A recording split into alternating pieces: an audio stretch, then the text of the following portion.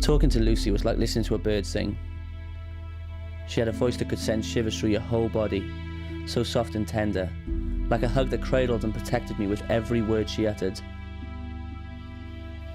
The first time I met Lucy, I was waiting for the train. It was like any other day. We only went 3 stops together, but my life was forever changed. For 3 months we caught the same train at the same time, every day.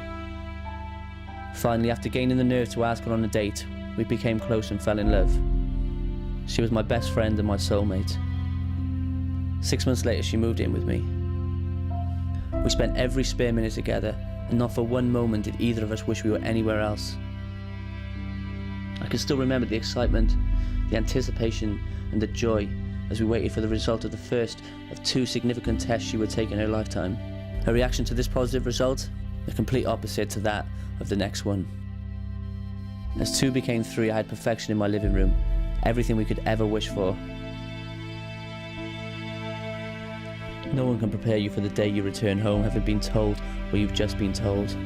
The shock, the disbelief, the denial. Initially your whole world has crumbled, but it's still that hope, that tiny fragment of promise that they caught it early enough.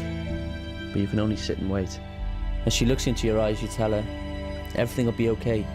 You're a good person. I know it'll be okay. It's the first time you've ever lied to her. You return home without the hope you took with you.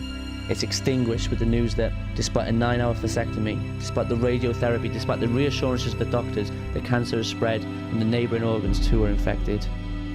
My soulmate, the love of my life, attacked in my home, her body raped by the violence and mutilation going on inside it, and I'm powerless. Loneliness replaces the hope. How do you reply to the question when she asks, why me? It's no good wishing it were you, and not her. As the flames of the cancer attack her other organs, how do you accept such luck, knowing that if our postcode was different, this would have been avoided? How can you rest, knowing that a law change is the reason she won't see her child grow up? All you can do is sit on helplessly, as the life and spirit are drained away from your once so vigorous love. She looks on at her frail, cancer-riddled body. You tell her she's beautiful, but a compliment once met with such rapture is met with such resentment. You sit alone, full of fear. Anger consumes your body in the way that evil, malignant growth has consumed hers. You try to stay strong for her, but it's her resilience which comforts you as she accepts her fate by cherishing every moment she has left.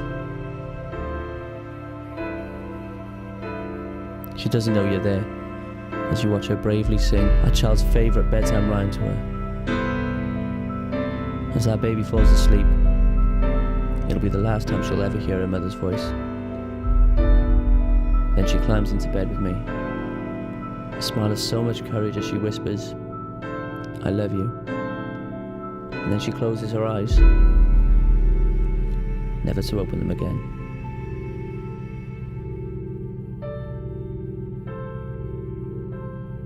Lucy was 23 years old when she died. Her body was savagely mutilated unnecessarily. In 2003, the age of cervical screening for women in England was raised to 25. If Lucy had lived in Wales, Scotland, or Northern Ireland, she'd have been invited for a cervical screen at the age of 20. Regular cervical screening tests can depict pre-cancer, which can be easily treated before cancer develops.